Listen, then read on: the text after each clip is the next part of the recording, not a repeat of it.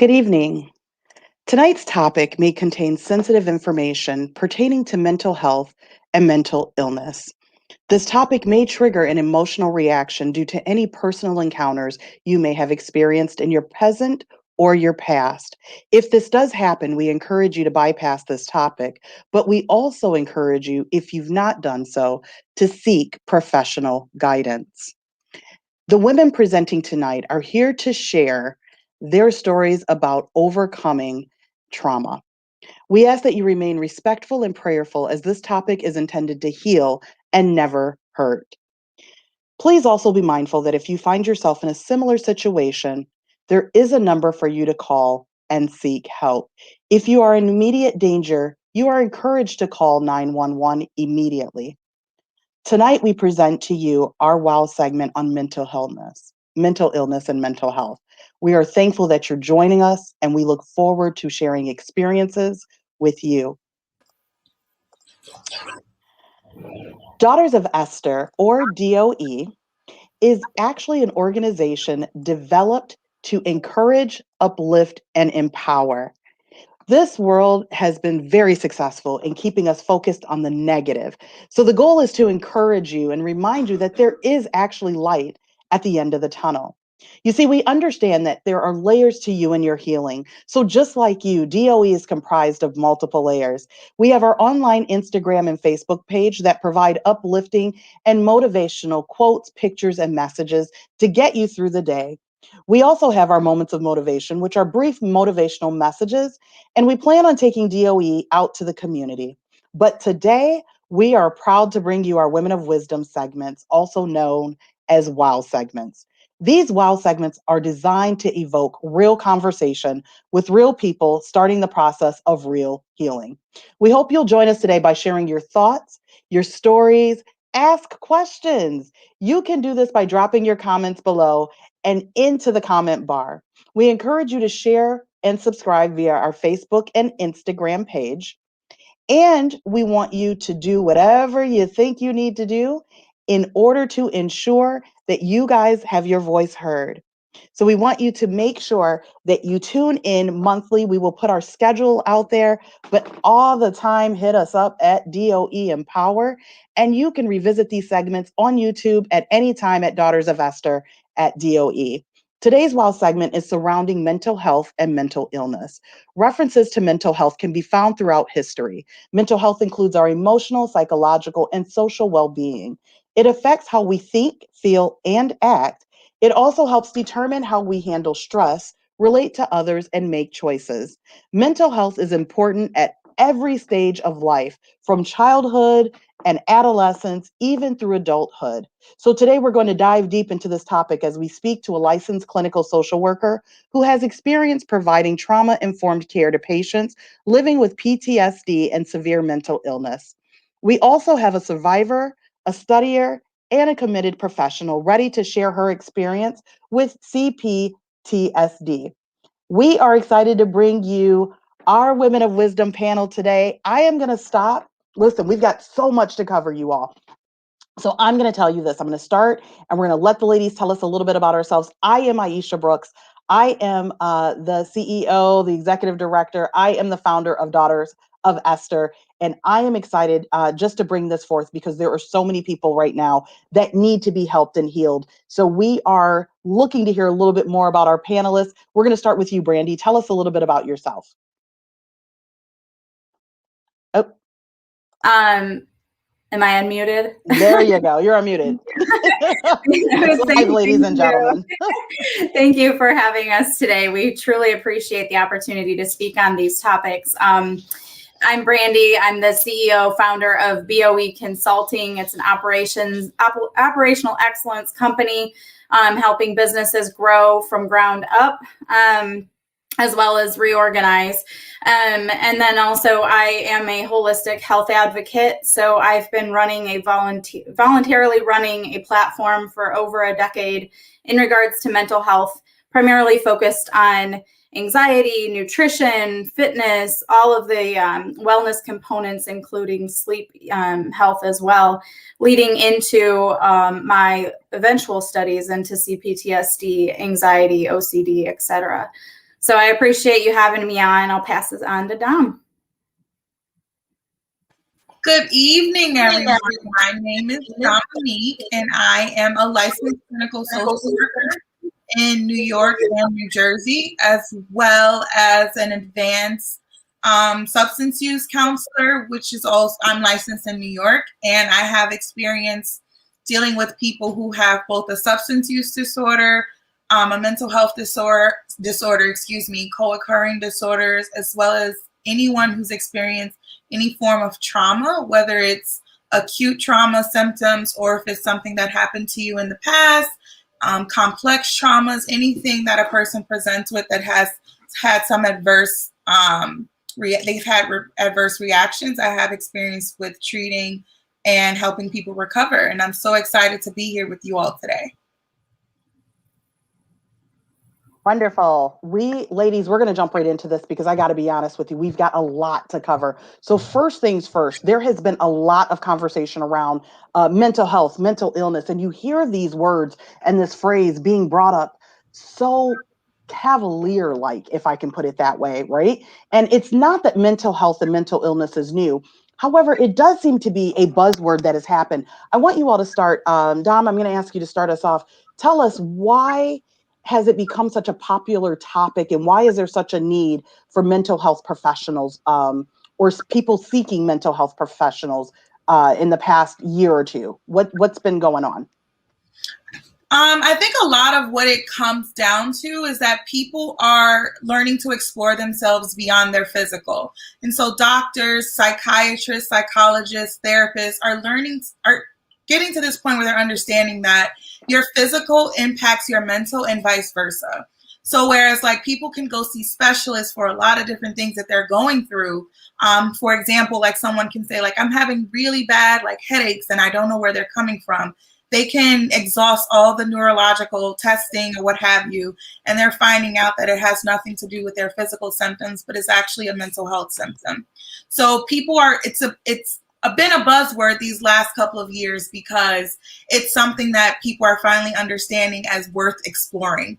It's something that people are finally understanding is a need, is a necessity. Mental health impacts your other types of health, social health, emotional health. It impacts your financial health, things that people don't understand and explore. And so I think by addressing the whole person, the holistic treatment, people are starting to understand the importance of that in order to be a holistic and whole individual. And so it's becoming really popular and it's really exciting as a therapist, as a provider, that people are seeking out services during these times, especially. COVID really increased the need for therapists, and it's because people were they didn't have the distractions that they had before COVID. You know, you were forced to sit in the house, you were quarantined from others, and so then all of these things start presenting themselves for you that you probably suppressed for many, many years. And so now that the distractions are gone, people are able to focus better on what they need in order to feel better for themselves. Thank you. Brandy, did you want to add in that, or I don't want to jump on to the next? I think Dom hit the nail on the head. A lot of it has to do with identity and understanding the whole self. It's not just that, physical being anymore. It's not just about eat right and exercise, right? It's the whole person. And part of that, a huge part of that has taken us into multiple new loops in this past, especially year and a half, given the pandemic, is the human attachment systems that we're made up of. Essentially, we desire human attachment, and we desire it in ways that make us feel safe and relational and connected. And there's been a lot of challenges with that, especially in the whole isolation process alone, without any other factors.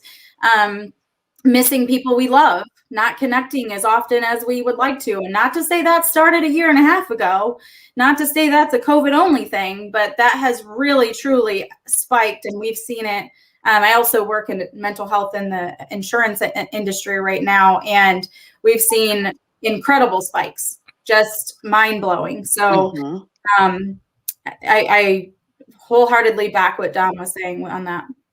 I want to kind of throw this in because one of the things that you both have said is something that I've personally seen. And so oftentimes, one of the areas, as I become a budding psychologist, if you will, I'm seeing a lot of people call within the past year because, to Brandy's point, we were not able to have that human attachment. We were not able to get people that distracted us, as you all have mentioned.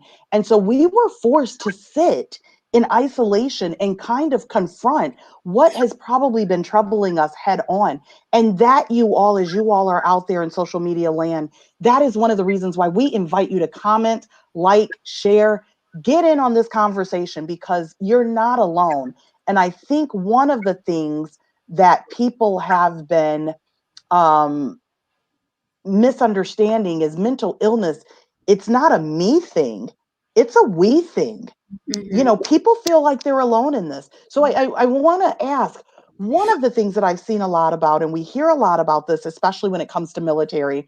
My background is more so in family as well as military, but we see PTSD thrown around, right? Post-traumatic stress syndrome and disorder. And so that syndrome is commonly referred to with veterans or people that are in the military, but that actually is not so.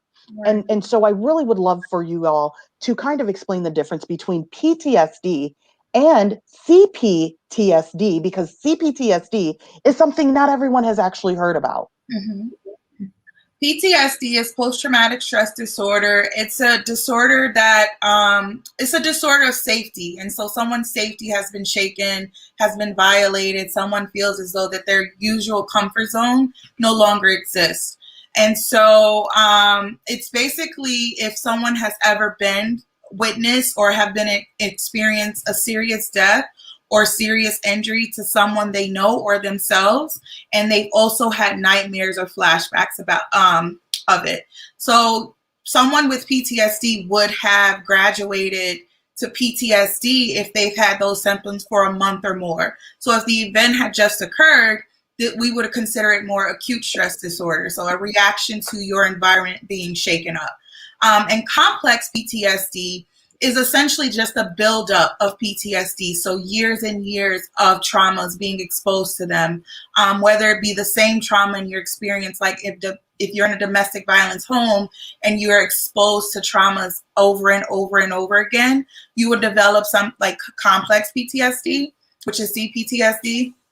But if you've had like this adverse event, one event that's occurred, and then you develop the symptoms of PTSD, then they would consider that a single episode PTSD.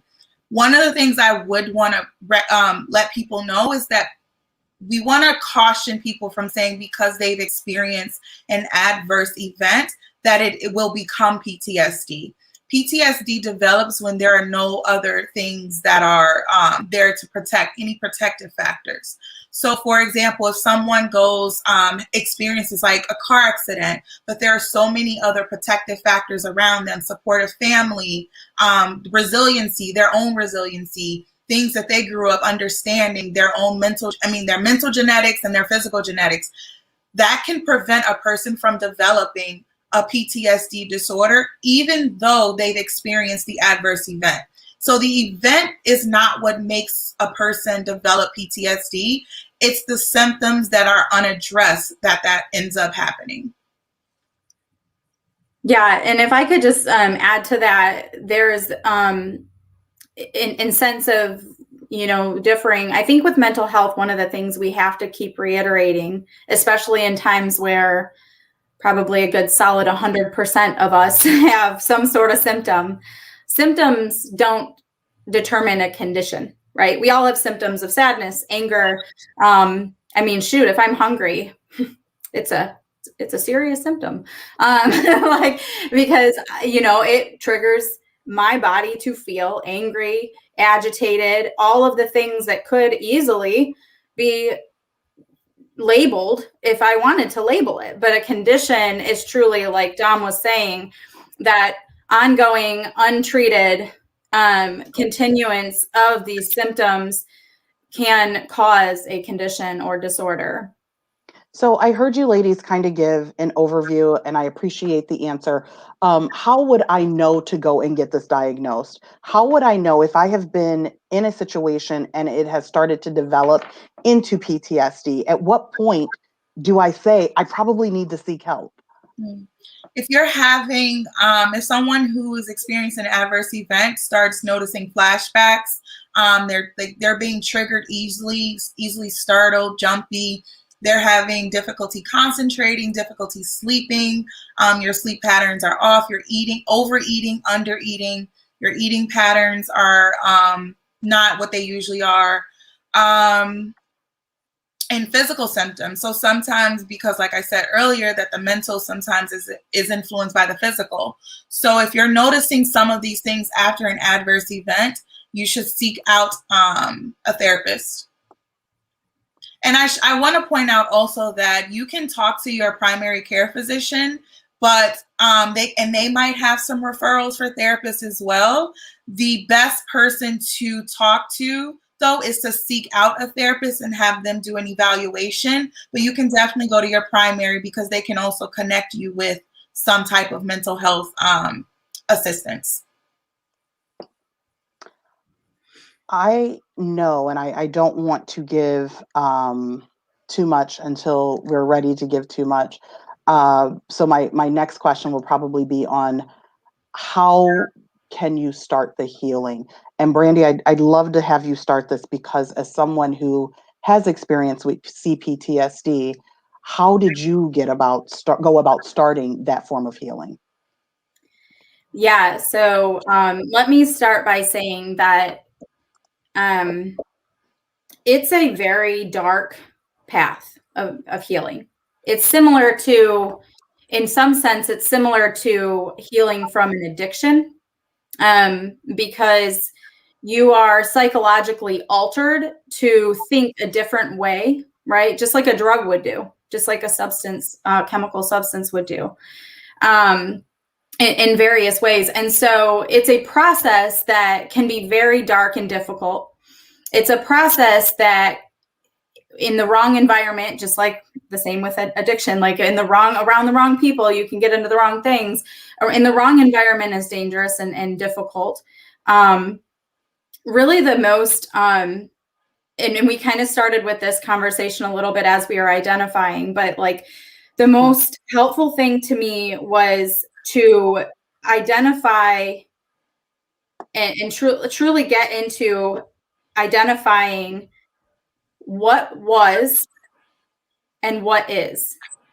And in that, a lot of it was I had to stop erasing, like my mechanism of safety for me was erase awareness and basically cultivate denial, right? So in order to heal, I had to try to shut off that erase mechanism and start identifying what is. No more denial, no more, okay, whatever, it happened, it's gone. Like I'm gonna think positive, think positive. I'm gonna do this positivity thing. I'm gonna just be happy. That's not possible in this situation, right? So it really started with truly digging into being honest with what happened, being honest with why, like what that continual in the process of all of this unescapable, unavoidable trauma, what was happening, and identifying what was wrong with that, right? And how do I fit into that? Because we can naturally create a sense of shame and a deep feeling of shame, like in our soul. And not only the emotional feelings that come from it, like feeling very unsafe around people, feeling wishing you weren't even around because you just don't feel like you fit in with anybody because you challenge yourself in every social situation. You ask yourself when you're around people if you can even say anything without them like thinking you're crazy. And that doesn't even have to have anything to do with your illness. Like you don't even speak about your illness, but you still think that this person, because of what the trauma, the person who provided you trauma did to you, you will equate the way other people are going to treat you with potentially that. Like, you have to you're mentally setting yourself up for that. So in order to reverse all of that, you have to identify those situations, those scenarios. You have to really relive it, essentially, and unpack it, and then say, what was that, honestly? And now what is, now that I've escaped the trauma to some extent, now that I have the majority of the control over my situation, and what do I need to do to get myself mentally to believe the truth versus all of that negative psychological impact that has taken me over for over a decade. So when I started my healing process, a lot of it, the very first thing I did is I did a study on shame, because constantly was, that was thrown in my face like you wouldn't believe. Everything was my fault, no matter how good I did, no matter, sky's the limit for as far as I could achieve, but no matter what I did and how great my accomplishments were, I was never hearing that. I couldn't hear it, let's put it that way, because the person who was abusing me and others who unknowingly joined in because of their feedback hindered my ability to ride on my own achievements and keep going up. And that doesn't heal me, right? So our mental capacity to heal with CPTSD. So PTSD, a lot of people talk about how you can heal from it, but CPTSD, there's a big fight right now in trying to figure out the right therapies, cognitive behavioral therapies that can help, because it's so new to the industry. And a lot of times people with CPTSD are diagnosed at least 5 times with unrelated or not with CPTSD, with something completely different. And it's not that they don't have a symptom of it. Like, maybe it's anxiety, right? Because people with CPTSD have anxiety for sure, but that's not you can't treat it the same as anxiety.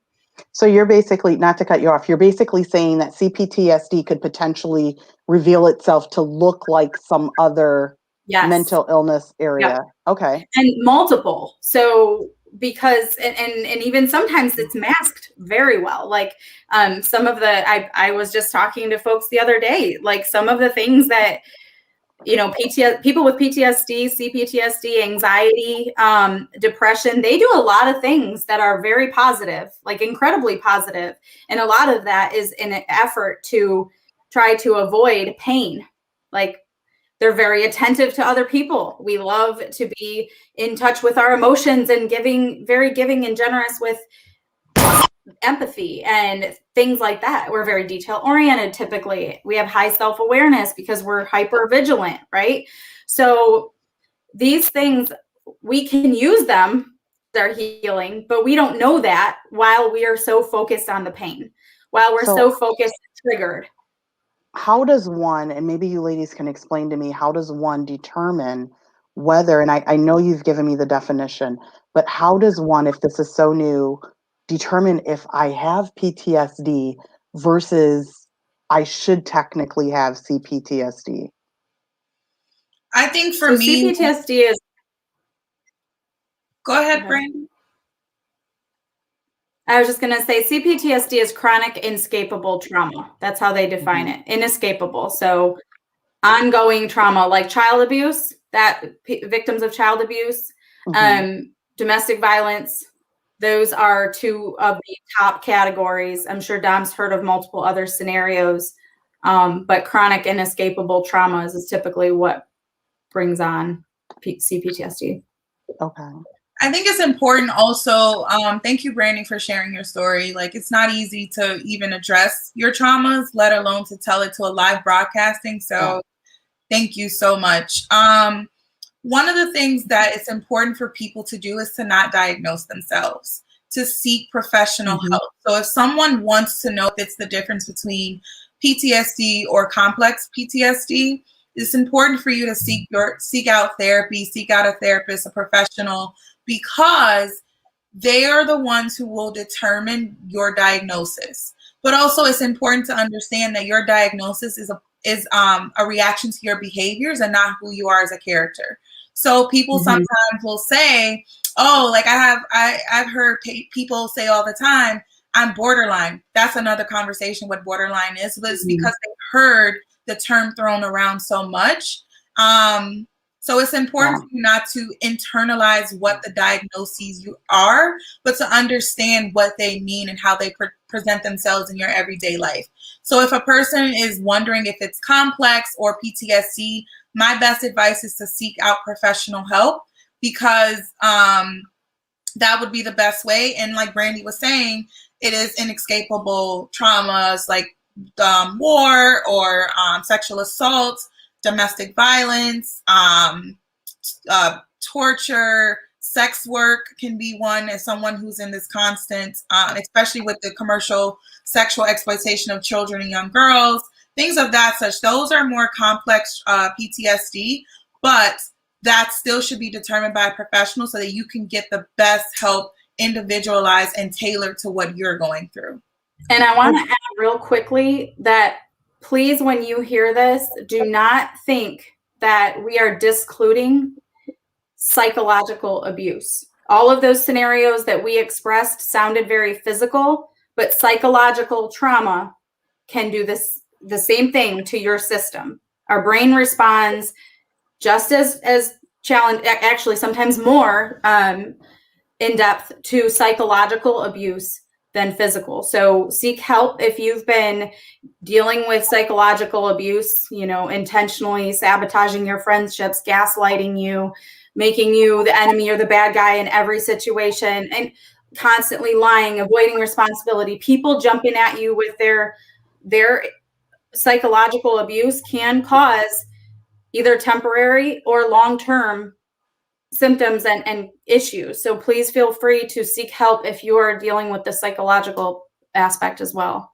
Thank you, ladies, for mentioning that. Thank you, Brandy, for honestly bringing that back up, because I think one of the things that we do discount is abuse is not always physical. You don't always see the bruises or the scars left behind from emotional abuse. And so that is absolutely factual, you all. And as we're doing this, I'm going to jump into the next segment or next question, because Dom kind of mentioned something.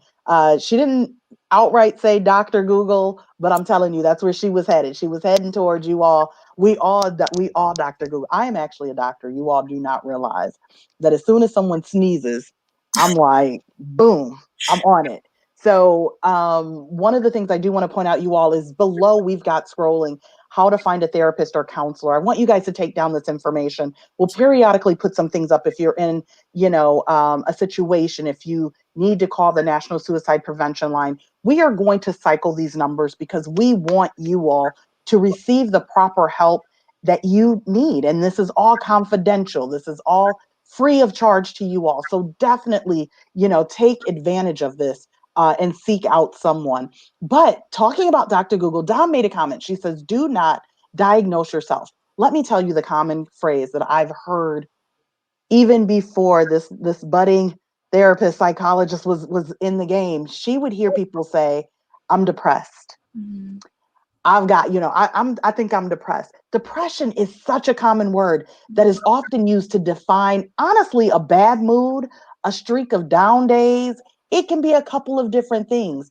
But because depression has common daily effects like fatigue, irritability, motivation, how can one truly determine when it's time to see the doctor? And I'm going to tell you, ladies, this might be a question that you may often have, from me, because the people need to know, when do we go?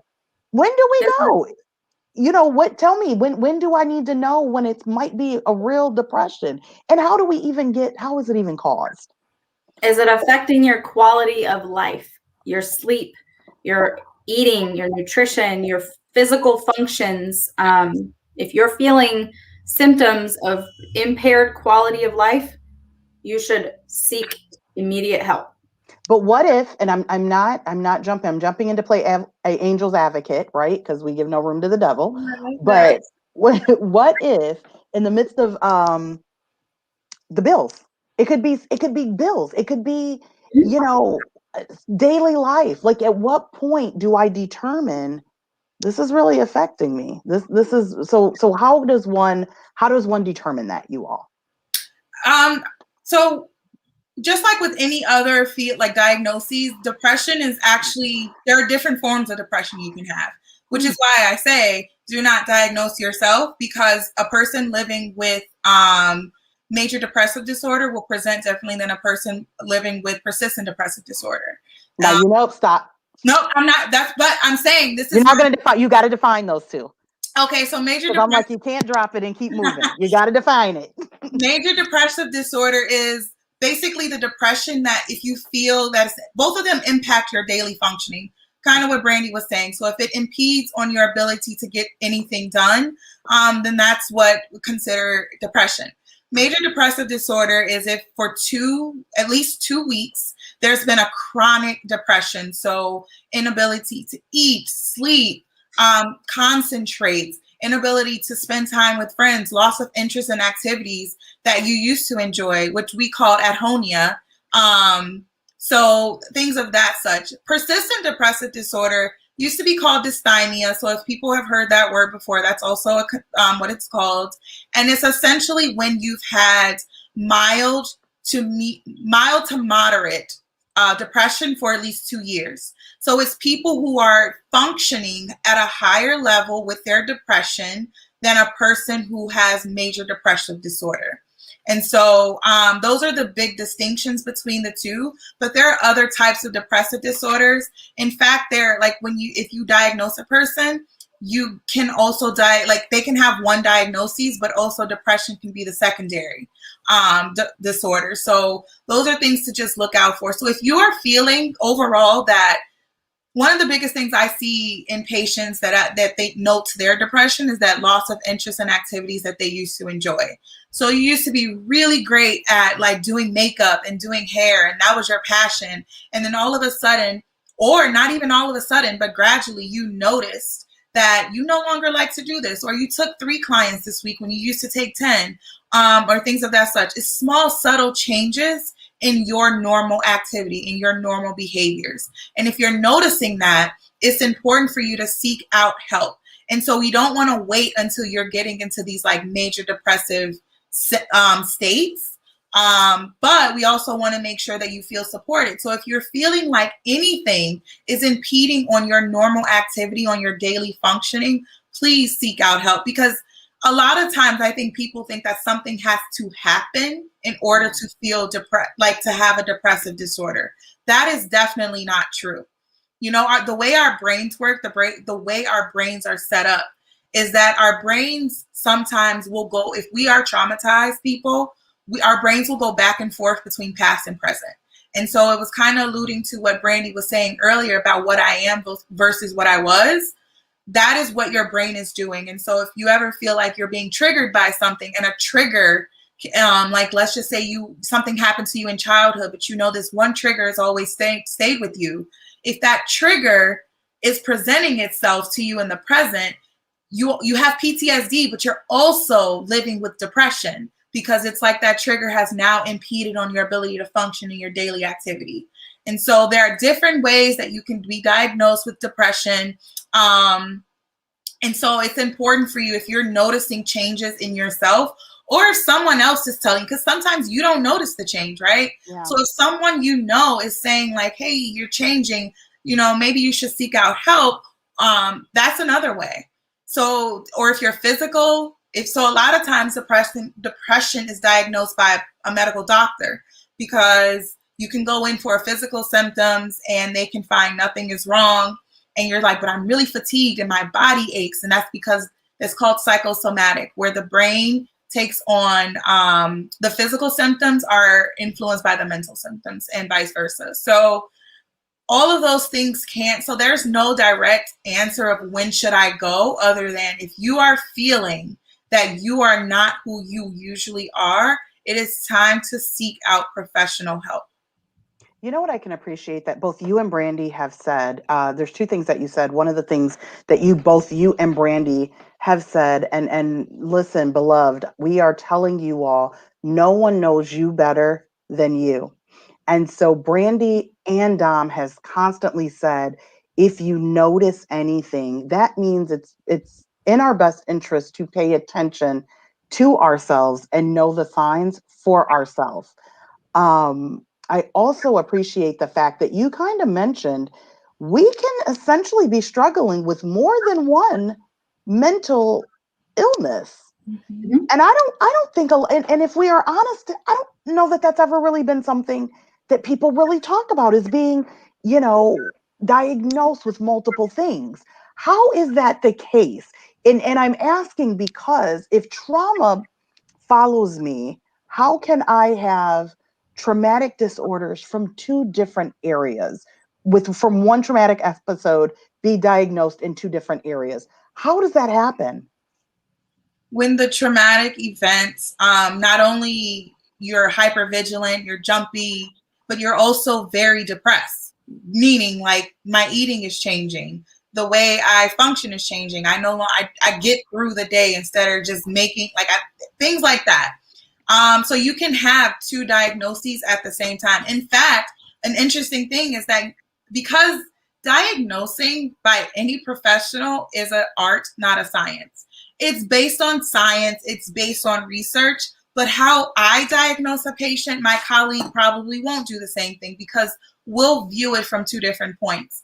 We'll view it from environmental stressors, we'll view it from like genetics, we'll view it from like things that we study versus what we haven't studied. So that is more of an art than a science. So you can be diagnosed with two things because I'm seeing you present, if I'm seeing you as my patient, I'm seeing that you're presenting with flashbacks, disturbing nightmares, trouble concentrating. Those things are going to trigger for me like post-traumatic stress disorder.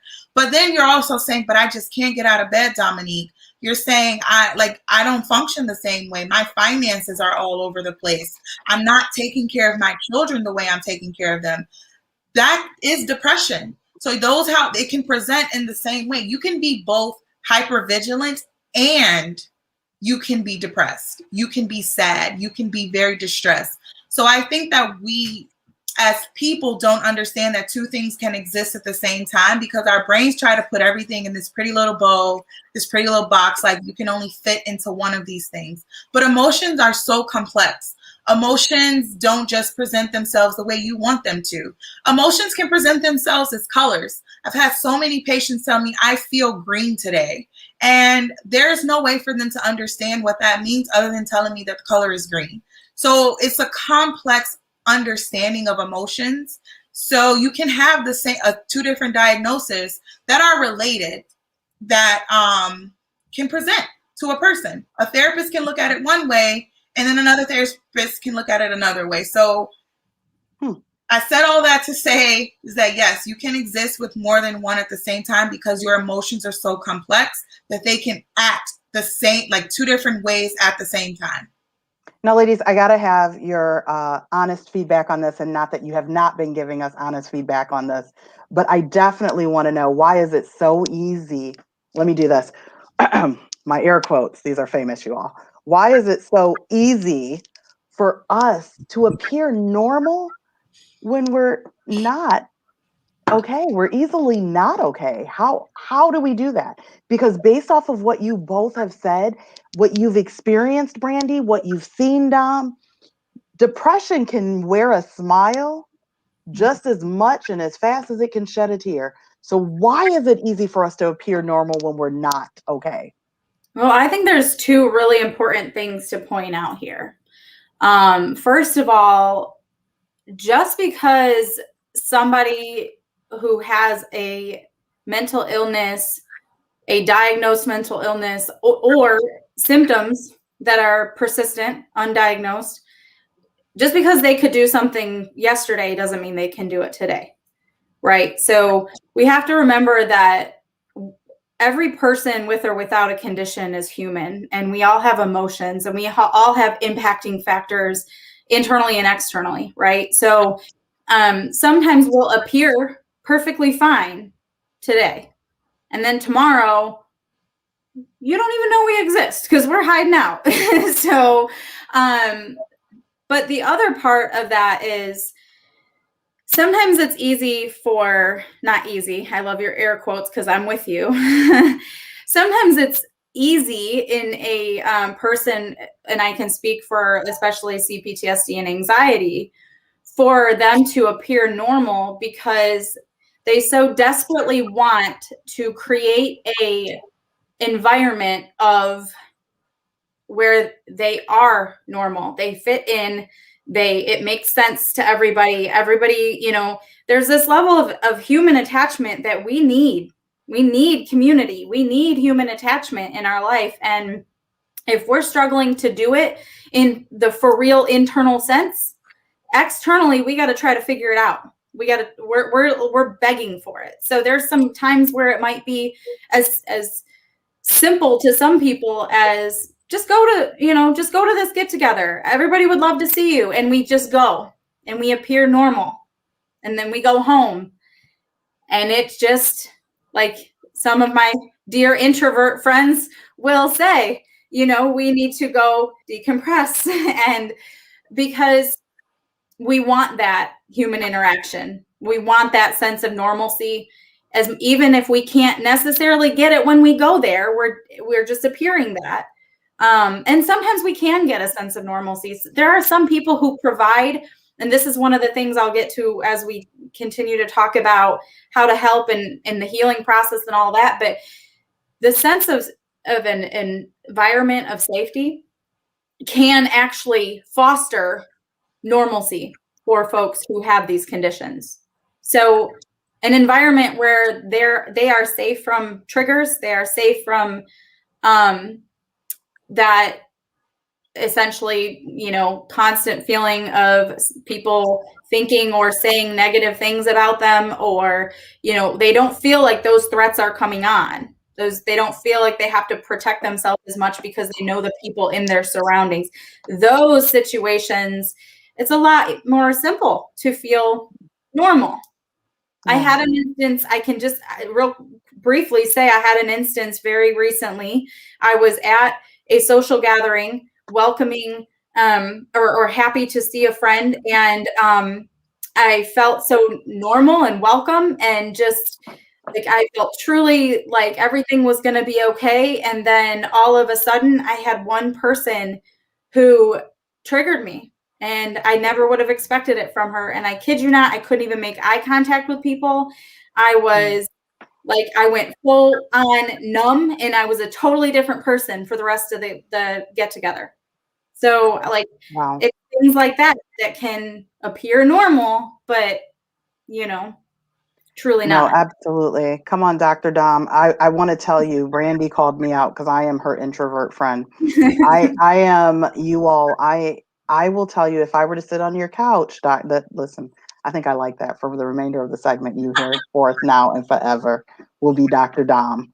I will tell you, if I were to sit on your couch, I can tell you one of the main reasons why it's easy for me to pretend that I'm okay is because I'm technically an introvert who plays an extrovert on TV.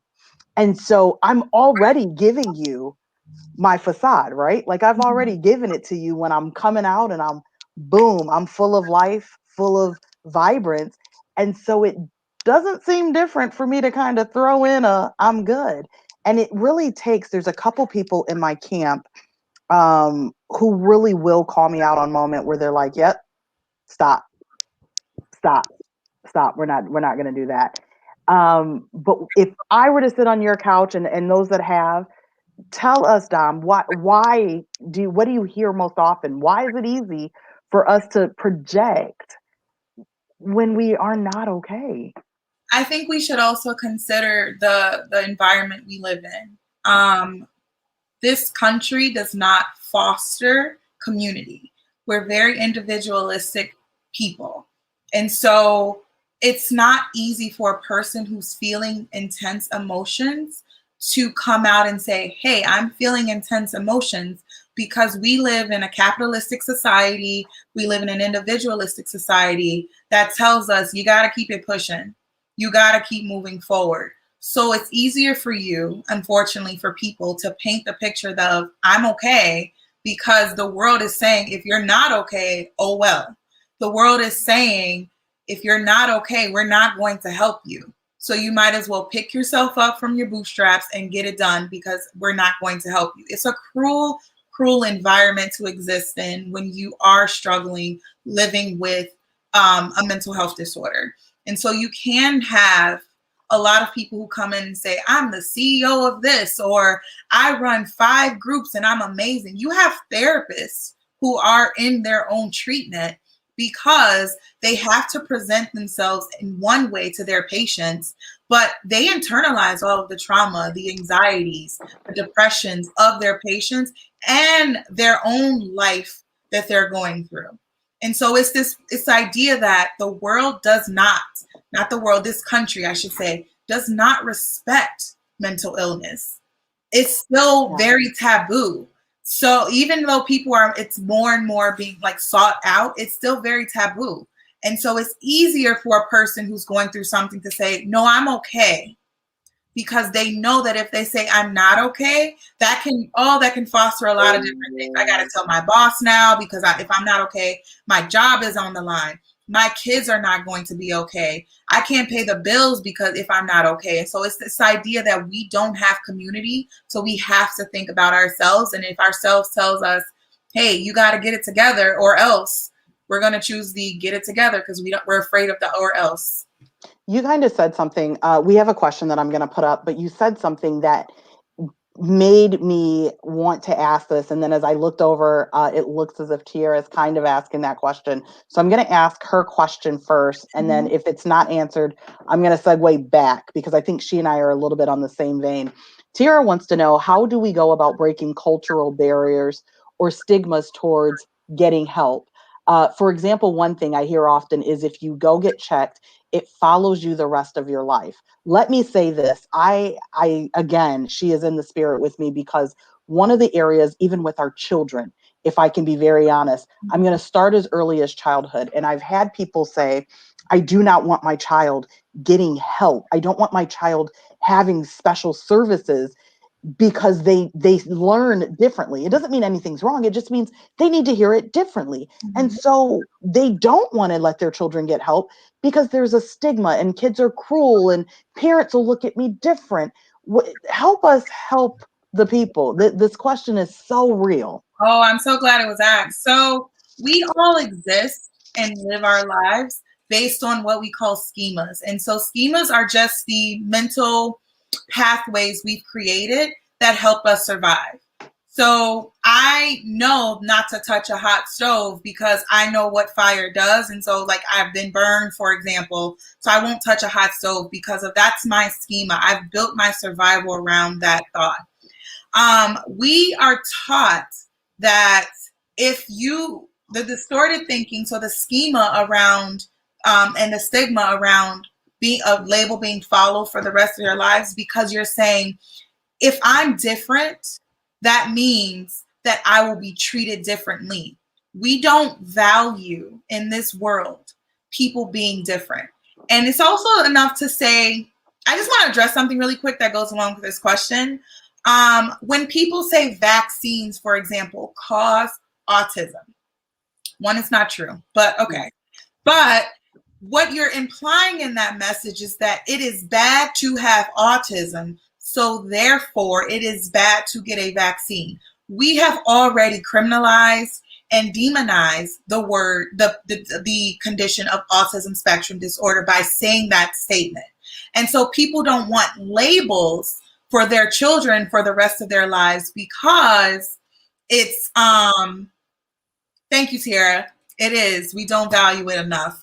But we demonize mental health. So if a child grows up and they were diagnosed with ADHD in their childhood, the parent automatically is going to think, well, because someone knows this, they're not going to give you this because you are different and we all need to function the same way in order to get the same things done.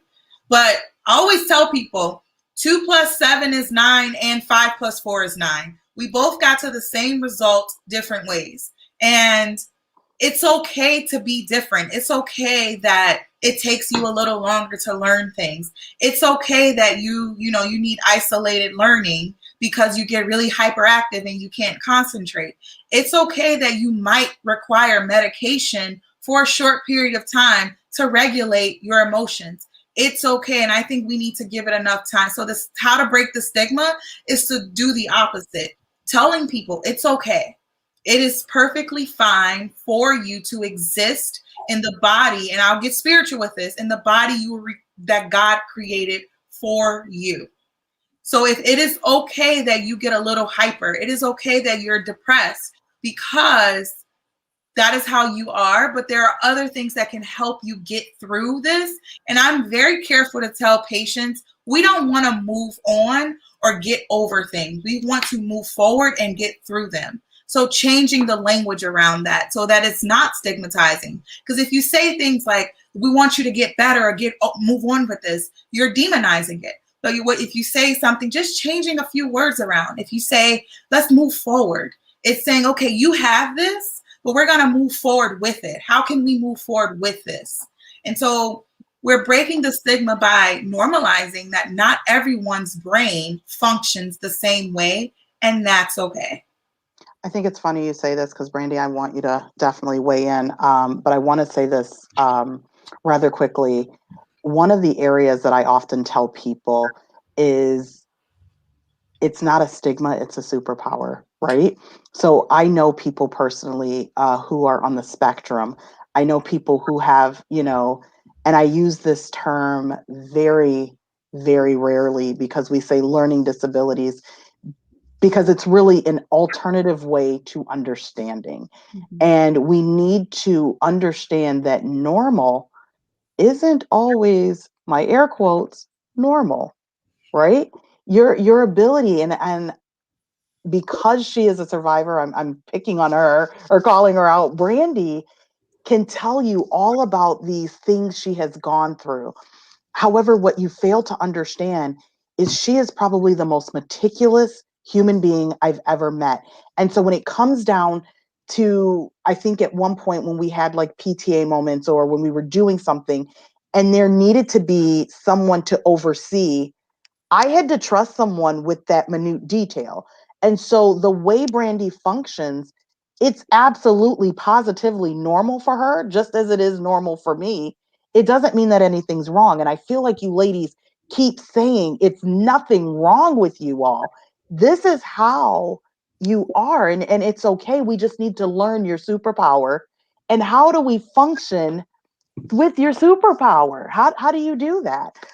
Brandy, I want you to jump in before I ask another question, if you want. I don't want to throw you. Sure. And I have to lovingly point out that the meticulous response she was expecting was in regards to an elementary 3rd grade classroom. So, meticulous nonetheless. That's the beauty of it, is that we were that close that we were like, oh yeah, we got to get this done perfect for these 3rd graders who don't care because they just love having fun anyway. But so the best part about I think this time frame we're in is that it's bringing more awareness to these conditions, right? It's bringing more awareness to feelings and how emotional we are as human beings. We have, our emotion brain and our logic brain, right? So like we're really tapping into that emotion brain in our society these days. And I think a lot of that goes to show that one of the key factors of breaking the stigma is learning that there are a lot of emotions involved in this process in any condition. Every single human being is dealing with heavy stuff in some way, shape, or form. They might have lost their dog yesterday, right? Like you never know. It could just be anything. So in the grand scheme of things, I think a lot of the fixing this stigma situation is that we truly need to be understanding of it's not all rainbows and butterflies. It's not. We have I'm going to be, like you said, the angel's advocate here and say that we do have an incredible country. We have an incredible society. We have a lot of amazing people out there who, most of which who are not showing their amazing true color, or amazing colors, are usually lacking simple things like love, respect, kindness, reassurance, and environments of safety, belonging, and instead of all this separation and anxiety that people are feeling. And I think that in itself is going to be more supportive of us breaking stigmas. It's going to be more supportive of us being able to have the capacity, resource-wise, to help the growing number of diagnosed individuals. It's because those who are undiagnosed, who are experiencing acute symptoms, just basic love, respect, patience, kindness, reassurance, and community is going to provide some relief from some of these symptoms and give people understanding that, hey, yeah, you're allowed to have these feelings because we all have emotions. You don't have to be happy all the time. Like, we're here for you through your imperfections, things of that nature. I think that's really going to bolster our ability to change the stigma. I love it. I need to, before we jump in, because Tiara kind of she didn't trample on my tulips, she was kind of tipping on my lawn when she brought out cultural. But I was going to go the direction of multicultural, if I can be honest. And one of the areas, you all, is it's easy as an African American woman to say our culture does not believe in therapy at all. But if I can be fair, we're not the only culture. I've noticed throughout studies and throughout time that a lot of our brown brothers and sisters live in a culture where it's not okay to get assistance. And so now what we're seeing is a culture. And when I say a culture, I mean a culture divided by age, not by race. This is more age appropriate at this point, because this culture coming in, you all are sounding the alarm on it's okay to not be okay. And I remember in my particular culture era, it was kind of taboo. But when we start looking at our parents and above, that's a sign of weakness. So I've actually said a couple different things that I want us to address. I want us to address multicultural stigmas, and I want us to address cultural stigmas that come with being not diagnosed, but just needing to talk to someone. So definitely with age, you hit it right on the head. I am proud to say that there are a lot of Black and brown individuals who are seeking therapy, who are in the millennial and below generations. And it's really good to just see them say, I need help. But then when I talk to them, it's like, I told my mom I was in therapy, or I told my dad, and they'll say things very belittling about what the therapeutic process is, although they're just trying to get in your mind, or nothing is wrong with you. So it's kind of like making you feel even worse about what you're feeling. So if someone is telling you, hey, I'm not, like, you're not crazy. The big word is crazy. I had a supervisor who used to tell patients I used to work with older individuals. And I had they would come in like, I'm not crazy. My supervisor used to tell them, we're all a little crazy. And if you're not, then there is something wrong with you, because she wanted to normalize this feeling of coming in and just talking to someone, which helped the older gentlemen feel more at ease. And I would have like older males come in and just break down because they felt that safety and they felt that security.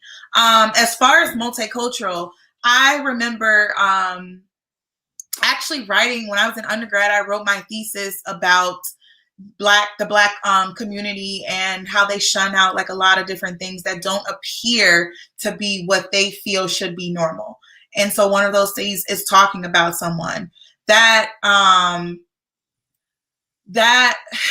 really just speaks to this idea that you keep it in the family. And if you don't keep it in the family, everybody else has access to it. And if everybody has access to it, they can turn against me. And so from that idea, it's this idea that Black and brown communities have always had to feel and present themselves as if they are extraordinary, they're not allowed to just be ordinary people. You had to look a certain way. You had to feel a certain way, or else the world can look at you, i.e. the majority community can look at you and make fun of you.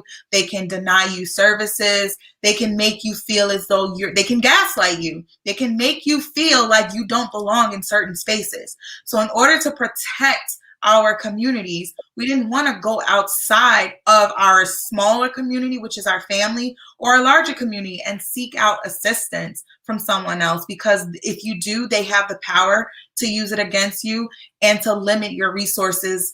Like, and this isn't true, right? But it goes back to the schemas thing that I talked about earlier. It's the distorted patterns of thinking that have developed from generation to generation. And so that is why it's so hard. I think I spoke a little bit about the cultural and the multicultural with the age. As to the reasons that exists. And so now we're in this space of understanding that therapy does not mean you are going against your God. Therapy does not mean you are going against your family. It means that you are learning to accept yourself as is and work with what you got. And that is where we are right now. And I think that's the barrier we're breaking down, which I can proudly say is being like, it's happening. And so that's a really good thing to see. I think Brandy, one of the comments Brandy made earlier dropped into my spirit as you said this, Dom. That's still a form of abuse. That's still a form of abuse. It's, growing up, I know exactly, and I'm coming from a multicultural arena, if I can be honest. We do not, be it in not African American, I think it's from our brown brothers and sisters in that community, we do not have the ability to be seen as weak. And so mental illness and mental health is a form of weakness for us. And so it is something that could be used and catapulted against us, which is another barrier that we already feel like we have to overcome, right? So it's just so much. And Brandy made a comment, and I'm like, as we're talking about this, the keep it in the house, keep it in the family, don't say anything, we're not talking about it, that positive thinking, that is actually a form of mental abuse. Yes. And it's something to where I don't know that I really thought about it until you all have said it. But we're actually not allowed to tell. We're get over it, get past it, let it go, put it in the past. And so now, to Brandy's point, she's like, is it me? Is it me? Is it something I'm doing, when it's actually something that has been learned and taught? That traumatic behavior has been developed over years. Over years. Yeah, one of the things, in a building on that, like you see on social media all the time, people are posting, if you're dealing with X, Y, and Z, before you consider anything, call me, like it's like this advertisement by your list of friends on social media that they are there for you if you have a mental health concern.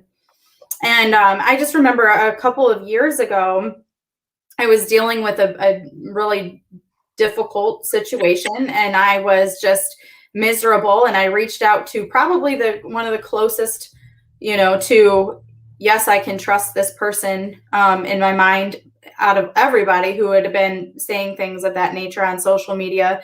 And they said exactly what I heard growing up in various scenarios in various places in my life. And it was always that suck it up, buttercup.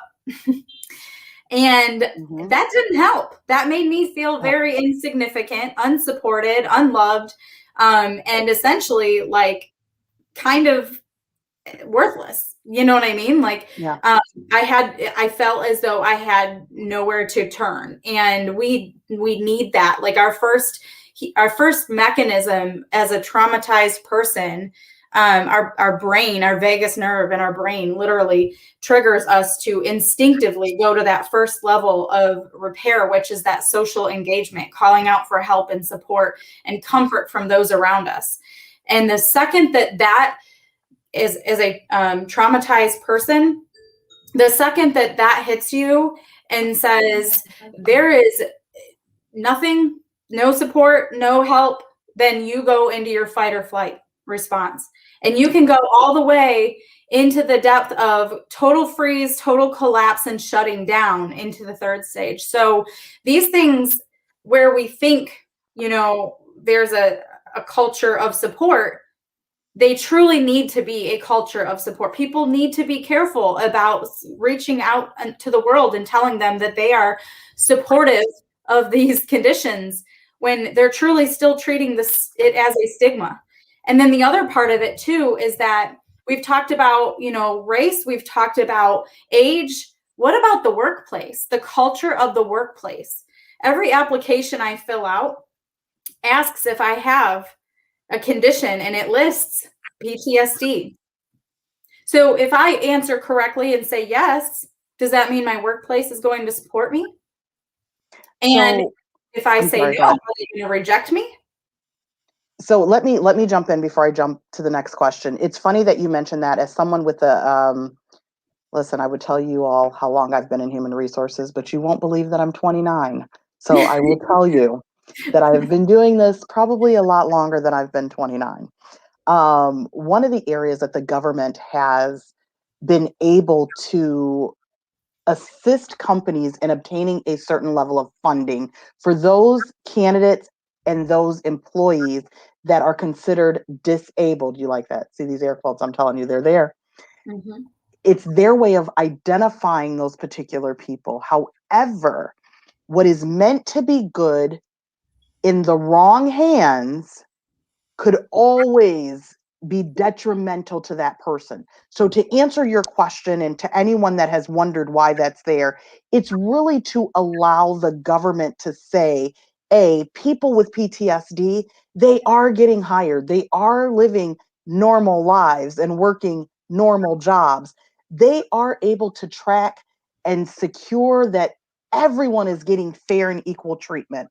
And if there's funding that's necessary when it comes to people on the form with autism disorder or anxiety, that is an area where government will be able to look and say, I'm going to provide this company a little bit of extra funding because they now employ applicants and people who have the need to have special accommodations. And so that's my HR background. However, to your point, Brandy, if I am on the spectrum of autism, if I have anxiety, if I have PTSD, I have trust issues, and I might not mark the box because I don't know how this is going to be perceived.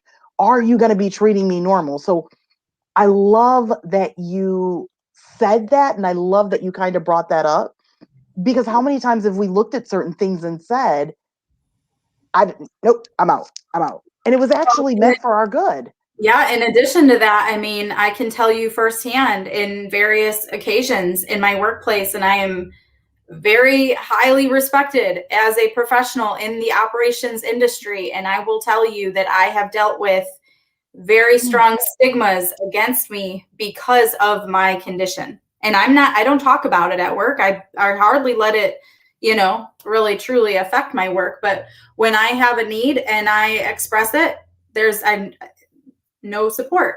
And I'm not saying never, like I'm just saying that in these situations I'm specifically speaking to. So I think that stigma, the barrier that needs to be broken is in various areas of our life, right?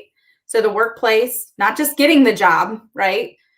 But then when you're on the job and you have a need because of your special circumstance, how are employers fit to provide that? That was going to be my next comment is, again, yeah, you've checked the boxes that I've got 7 people with anxiety, but now the question is, are you equipped to handle the employees that are there? Listen, ladies, I want to move forward because you all have said something and you've continued to say something and we've all continued to say something. I think it's interesting that it's hard for us to shake off some of the things that happened in the past. And oftentimes, I know I've personally heard in my house by people in my camp, that's in the past. Let the past be the past. It dies and it's gone on to be with the Lord, right? Let it go. Let it be what it's going to be. However, how do situations from our past, like our childhood, affect our day-to-day relationships, professions, mannerisms? I know how, and I'm sure you guys are going to go into it, but why does it have such a stronghold? Why is it what happened yesterday truly going to develop who I become today? It's all about the brain. So, Brandy alluded to it earlier, but I love doing this. Psychoeducation. So that's when you give people information in therapy about what they're going through. And I think hearing it from a scientific perspective helps people feel like, oh, so it's not just me. Oh, this is an actual thing that happened. So I'm going to explain a little bit about the brain and why it works the way it works. There are two brains. We have the logical brain, which is the prefrontal cortex, and we have the emotional brain that consists of our amygdala and our hippocampus. And our amygdala is our emotions, and our hippocampus, it represents like memory. So memory formation, how we remember events or what have you. When we are hit with an adverse experience, our emotional brain gets activated and our logical brain turns off. And that is because that is a primitive thing that happens. It's totally natural because in that moment, your brain is preparing your body for fight, flight, freeze, fawn. And so it's preparing you to take care of its main functions. So your parasympathetic nervous system, it shuts down, and your sympathetic nervous system, it builds up. And so what it does is that it's making sure you're ready to fight, flight, freeze, or fawn. And it's preparing you to do the next step, whatever that next step might be. A person who develops PTSD is a person who that adverse experience was unaddressed. And so remember I talked about the hippocampus, our memories are stored there. If you have unaddressed trauma, unaddressed issues from your childhood, those memories live there, but also your emotional brain is stuck. So you might be in today, May 28th, but your brain can be in 1999 when you had this adverse event happen. And so what we do in treatment is that there are a lot of treatments that we use with complex PTSD that try to align the two brains again. So you bring the cognitive brain, the logical brain, the prefrontal cortex, and the emotional brain back online together so that when you have something that triggers you from childhood, you're not going back there. You're not becoming emotionally activated by that trigger or that experience. So the reason things from our childhood can trigger us is because our memory stored, the way our memory and our brain is set up is that it's doing that. Your memories are stored there near your emotional brain. And if it's unaddressed, untreated, then that means that your logical brain is being shut down and you can't properly process what's going on. I hope that made sense, because at the end of the day, all I'm saying is that it's an emotional reaction based on your memories because they're in the same area of the brain. Let me put one real life example to that. So for instance, Dom spoke about the memory piece, right? So when you are triggered as a person with CPTSD or PTSD and your emotional brain takes over, it also, that same area of the brain that same portion of the brain that is responsible for memory is responsible for your speech and essentially your logic, right? So you have a harder time articulating your words in an emotional state. That is why oftentimes people with these conditions, if they are confronted, they have a hard time making their point verbally because they are emotionally reacting out of their natural emotional reaction and then shutting down that logical brain, inhibiting it unknowingly, and struggling to pull out their memory of maybe the facts, their memory or their ability to make it sound logical as it comes out of their mouth. And essentially most people with this condition won't even bother trying after a while. What about the people? Thank you, ladies. I just want to ask, because you guys have said this, what about the people that create a new reality, right? And now, I know people that have had a situation where they've gone through something and they've rewritten history. History doesn't even look like, I've had people repeat something to me and I'm like, wasn't I there? Now you got me thinking, because I don't think it happened like that. And then there are people who just continually bring up the same situation over and over. So why can we not get past that? And again, I get what you're saying. And I heard you, Tiara. Physically I'm present, but mentally I'm on the other side of town around the corner 3 years back. Why can we not find a way to move forward somehow? So the brain is, so I want to speak to your point about why people can create a new reality. Yeah. Dissociation. So people will dissociate, which means that it's kind of what I was saying, that their mind is not where, like I've had people in session just go off and you can see that their eyes go somewhere else. I'm asking them a question and they're not I can tell, you can tell when they're not mentally present. And so you have to bring them back to the present. And that is because of triggers. They have had such trauma that has been unaddressed that dissociating to a new state, a new reality is safer. Our brains will always try to go to homeostasis. It will always try to protect us. It will. Let me stop you. Define homeostasis. Equilibrium, like equal balance. We're back to balance. We're not too activated or underactivated. Thank you. So no problem. So our brains will always try to protect us. It'll always try to make sure we're okay. And so if in times of high stress, let's look at children who develop dissociative identity disorder. That's what they used to call multiple personality disorders. They do that because your brain was so traumatized that your brain doesn't want you to handle that. So it will create a new identity that fights off stress for you. So it's a real thing. It's a very rare condition, but it's a very real condition. So when people create new realities, they could just be doing it because they're too ashamed or they feel too guilty to exist in the real. And so they create this new reality for themselves, which is because their brain is saying, hey, I need to protect you right now. You're too traumatized and I don't want something to happen to you. So I'm going to alter reality to fit what you need it to be in order for you to progress and survive. So that's what happens with like dissociation and when people alter their realities. Sometimes though, like you on the opposite end, you said, well, why would people keep repeating the same thing? Like, I heard you before, you've been through this, you've been through that. There are plenty of times I've sat across from patients who tell me the same stories over and over again. And that's because of their memory. Like, they don't know if they told you before, because I don't know, like, I'm not even in today. Like, I don't know where I'm at. Like, I don't know if I told you last week, because was I here last week? I wasn't in the same mental capacity last week when I saw you. It could also be that a person is just like, I want to repeat it to normalize it for myself because it was too traumatic for me to understand. I need to keep saying what happened for me to feel like I'm okay. I need to keep saying what happened in order for me to feel safe.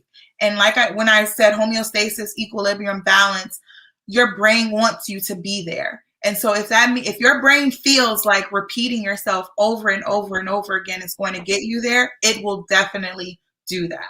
So I want you ladies to tell me about why is it that we oftentimes, because let me step back before I ask this question, because I want to acknowledge you both have set accountability on a couple of occasions, and that's not easy. That's actually not easy to be accountable for one's actions, or as Brandy said, I had to unpack situations and realize these things actually did happen. So explain when we start to victimize ourselves, like we become the constant and consistent victim in our own tale. How dangerous can that actually get? Does that mean that we don't know the reality? I mean, I'm not saying you're not the victim, but does that mean that what does that mean? So it's not hard to get completely lost in something, especially if you so for instance, something such as prolonged trauma. Like in my situation, it was narcissistic abuse, right? So in my situation, I was court ordered to deal with a person. So I had to deal with him. So my brain said, this is your reality. You have to take this and you have to just deal with it. And it didn't matter what symptom, it didn't matter how physically ill it made me. It didn't matter how mentally challenging the situation was. I, in my head, thought, this is not going anywhere. You are stuck. So it took me, and then, of course, years later, as I was diagnosed, the counselors didn't know what to do, because they said, this is a newer diagnosis. This is not, we don't have any resources for this, but we'll call around and see if anybody knows any psychiatry or counseling or therapies that align with CPTSD. Well, in that process, a lot of it, like a lot of the first step was, hey, maybe you should learn about a narcissist. So instead of focusing in on, this is your reality, you're stuck with it, just deal with it, it was, let's learn about this situation and what it is, right? Because then maybe you can learn how to deal with a narcissist. You can learn how to set the appropriate boundaries. You can learn how to speak to them without giving them any open door to further abuse you. Not that you need to give them a door open, because they will keep going no matter what, unfortunately. But at the end of the day, I realized at that point that that's where sometimes it takes that unpacking that before you can, because like I was saying, you initially think, this is my reality, I can't get out. People diagnosed with conditions oftentimes, and Dom mentioned this early on, they identify with it instead of they take it on as if it is who they are. And in reality, no matter what you've dealt with, healing comes from remembering who you are, not the person you were before the abuse or before the symptoms came on, but rather who you're born to be. Like, what is your purpose? And your healing can grow stemmed based upon that, in a way that may not completely, it's not going to cure you necessarily from all of the potential symptoms that you have, but it's going to give you opportunity to acknowledge it for what it is and separate it from your identity and keep building and growing out of that hole that you felt like you were just stuck in. I love it. When I first started as a therapist, I would allow patients to allow me to keep them in that space. And I had to learn over the years that is such a disservice. So this victim role, this victimization, like I'm always the one that's going through something. People do things to me. If I allow a patient to sit there, I'm not fostering their progression. I'm not fostering their healing. The reason I'm so successful as a therapist is because I'm not afraid to be confrontational, yet loving and supportive to a patient. And so when I have patients coming to me and they're saying this, they're repeating patterns, I will challenge what they're saying. And I would ask them, like, what makes you think what is the reason you're going through this? What is the reason? Are there patterns from your past that are repeating itself that's making you act the way that you're acting today? So how do people get out of this victimization role? You need to be supported out of it. You need to feel like this is not who you are, but that sometimes we have to be realistic in mental health as well. Sometimes a person is contributing to their own mental health and their regression into their symptoms. And so I'm very open and honest with telling people, hey, I've worked with patients who will go back, like we're in the middle of healing, we're in the middle of therapy, and they will go back to a situation that we've already overcome or that we're working through, an abusive environment, a trigger, a place that they feel as though it harms them mentally, but they will go back there. And so I'll be very honest with them and I'll say, hey, are you okay with healing?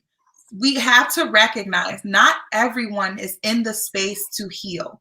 And I think that is the most powerful thing I learned as a therapist. It is okay if you are not ready to heal. People's identities are formed around pain. And I've had many patients in my career tell me, if I heal, I don't know who I am anymore. Because all I know is this pain. All I know is that my mom used to beat me. All I know is that my dad used to sexually assault me. All I know is that my boyfriend used to psychologically and financially abuse me. All I know is this, and I'm afraid to know the new person. So I will stay in my pain until I am ready to learn a new person. And I think that is the most important thing we must understand about human nature. People are going to stay in their pain, and you can't do anything about it until they are ready to heal. So they'll play this victim role until they're like, okay, maybe it's time for me to heal, because the victim role gets them the attention. It gets them the love that the love they are seeking, the love that they feel is healthy, the love that they feel is nurturing. It'll get them that. So until they feel like there is a new world out there, they will consistently and continuously play this role. Ladies, I don't know if you all, based off of the answers you two gave, there were mics amongst the people being dropped on your behalf. You all, wow, that was awesome. Listen, I got a question that I need to ask. Shayla, I see you and I want to answer this question. I want to throw this up for you all.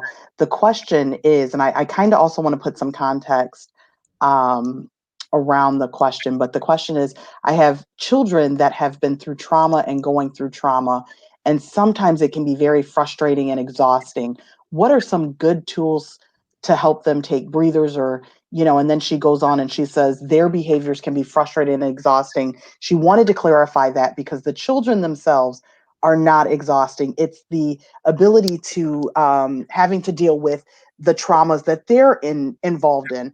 However, I want to answer her question. I want you to answer her question, but for her, I want you all to answer, what can she do so she can get through this? Because their baggage, hear my heart, you all, their baggage essentially becomes her baggage. Hurt people hurt people. So I'm going to put it back on here so you can definitely see this, but we know that they're in therapy. That's there. What can be done at home? How can she help? It's important for you, Shayla, to regulate yourself, because I have so many patients who are like, I had to really tell people it's okay for you to have your feelings. I want to acknowledge, Shayla, that your feelings are so valid. It's okay if you're frustrated at your kids' behaviors. And I want to normalize that, because sometimes people feel like you're supposed to love and like are not the same things. So you're supposed to like everyone all the time. But there are a lot of therapists out there who are like, listen, I really don't want to see this patient today because I don't like them right now, because they're exhausting me. They're depleting me. And that's okay. But it does not take away from the fact that the therapist wants to help.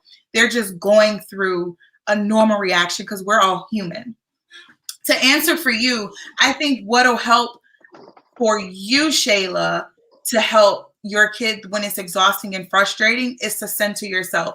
I do a ton of deep breathing exercises, and I do a ton of mindfulness. And so that means I do things like you can float to a secure space for yourself. I tell people I tell this all the time. When I was growing up, I went to Catholic school. And I used to use, when I felt anxious, I didn't even know I was doing this until I got older. When I felt anxious, when I felt anxiety, depressed, or whatever I felt that made me feel unsafe, my mind would go to like a field of flowers, and Jesus would be there. And I never understood what that meant until I got older and I started studying this. I was like, wow, that was my brain trying to get me to regulate myself again, because I don't feel okay. But my brain created this space for itself that when I don't feel okay, I internally pictured me in the flowers with me and Jesus dancing around, running around, doing all of these things that made me feel safe. And then once I felt safe, I was able to come back to the reality. So for you, what I would do is breathing is one of the simplest yet most effective techniques when you're stressed, when you're anxious. So if it's frustrating and exhausting, that means you're angry. That means you're like overwhelmed, and we need to center you again. So I would do some deep breathing. I would breathe in for 4 seconds, hold that breath for 4 seconds, and then I would release it for 4 seconds. And in that moment, I would allow the thoughts that are in my mind to float by. You're going to have things come up, but whatever thought is coming up, say, hey, I see you. I'm going to let you go by as I keep breathing in, holding it, releasing, because we want you to feel relaxed so that you're able to tackle the issue at hand, the difficulty at hand. I didn't solve how you can handle the children who've been through trauma, but what you have to do is that you have to approach it at a centered space. And you can't approach it, Shayla, centered if you're not okay. So if you have to get back okay. And what I would suggest is doing some deep breathing. Another technique I would do is that I would do butterflies. So you can cross your arms like this, and then you can just tap really fast as you're breathing in and out. And this is stimulating the brain. Doing these taps right here is stimulating the brain. So it's getting the brain activated to get back online, because when you're frustrated and you're overwhelmed, your two brains are not on the same wavelength. So we want to get them back online. So you're just tapping in and out. It's okay. I'm going to be okay. Practicing those behaviors. You can tap your knees too. You can tap fast. You can tap slow, whatever you need to center yourself again so that you are reframed to approach the situation in a different way. I hope that was helpful. I do want to point out, A, I'm definitely going to be trying those butterflies. But B, I'm glad that you mentioned to Shayla. And Shayla, I pray that you receive that. I know you're probably going to type in a comment after, but one of the areas that I could appreciate that Dr. Dom mentioned was she didn't address how to deal with the girls because you're no good to them if you're not centered. And so it's essentially like when they tell us on the airplane, am I correct? Where if you're, if the bag drops, you take care of yourself because you can't take care of someone else. So as much as it sounds like you want to be a help to the young ladies, the best help that you can give them is a centered caregiver. Did I sum that up? Not that you needed summing it up, but no, that was I tell patients that all the time, like, have you ever been on a plane? Then they say, yeah. And I'm like, what does it say? And when I say that to them, it opens them. It's like, wow, you're right. So I use that example all the time, Aisha. Come on, Brandy. Yeah, just real quick, one thing to build off of that is, as Dom was going to her safe place as a child in her mind, we have to remember as parents that we are that safe place for children. And when we're not, that's challenging for their development, right? So as you're working towards finding your balance, rebalancing yourself, do so in effort to be that safe place for your children, because whether it's the other parents, whether it's other family members, whether it's life happenings, whatever these children are going through, they look to you for a sense of safety, right? A sense of security. And no person is expected to be perfect, except especially as a parent. Like none of us expect that because none of us are. And we don't expect the child to be perfect, but we are, at the end of the day, their safe haven, or supposed to be. And so the best you can do to just be a safe, stable place for them to be able to come to, with that same concept I was talking about before, that love, that respect, that patience, that kindness, that reassurance, that safe place, an environment of safety, is going to help them heal from any trauma that they are experiencing to whatever degree you have the ability to help with. And you're not expected to be 100% on that, but any help you can give in those areas helps people who are being put through trauma, helps them to heal. I appreciate that. One of the things that I definitely want us, and Shayla, you asked the question, but listen, you all, this is for each and every one of us. One of the comments is, again, we're not perfect. And at the same token, it's one of those situations where we need to be okay before we can help someone else. And I heard Brandy say this earlier. We try to be everybody's rock, right? We're on social media, girl. If you need somebody, hit me up, or I'm with you, guy, and I'm here. But we need to make sure that we are just as solid as we want somebody to be for us, because we've got to lean. So I want to. It looks as if Shayla, come on, what you say? She says, I'm just a guardian, so I want to give them the best safe place as possible because of what they have been through. So I appreciate everything. And we all appreciate your guardianship, stepping into role is very commendable. Absolutely. Because again, I think it's one of those things where hurt people, right? So unintentionally, you're trying to be there for someone. And it's not just in Shayla's case, it's in all of our case. While we're in the midst of being punched because someone else, they don't know how to handle it, we too need to make sure that we have some special attention on ourselves. So definitely thank you for reaching out.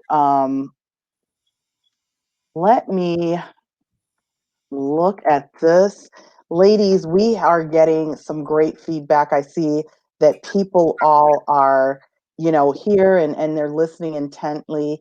So we are thankful for that. I do want to make sure that I am respectful of your time, but it seems as if we have just a couple other questions. And I do want to acknowledge these two comments.